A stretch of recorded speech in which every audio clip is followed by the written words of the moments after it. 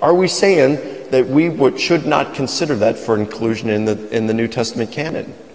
I think that would introduce some real interesting discussions, wouldn't it?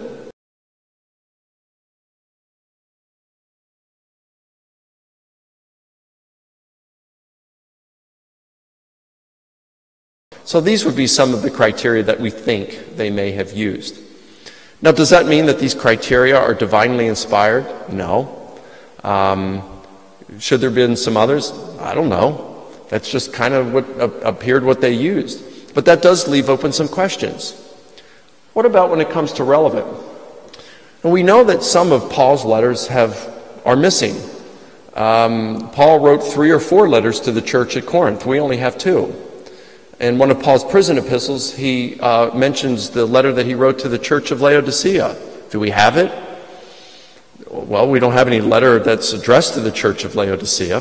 There's some different theories. Some think that the Ephesians was a circular letter that was passed to many different churches, or it was a generic letter, and that on one of those, Paul wrote to the church at Ephesus, but he could have put to the church at Laodicea and sent the same letter to the Laodicean church. We don't know.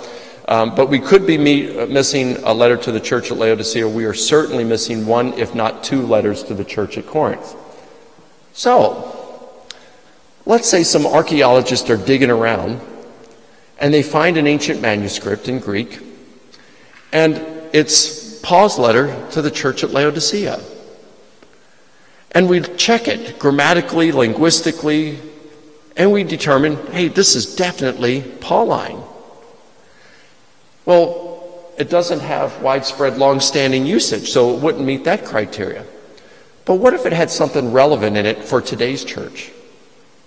For example, what if Paul said in there, now I hear that some of you had received a copy of my letter that I wrote to the church at Rome, and you were experiencing a lot of anxiety and confusion over what I was saying about predestination and election. And I'd like to clarify that for you in this letter.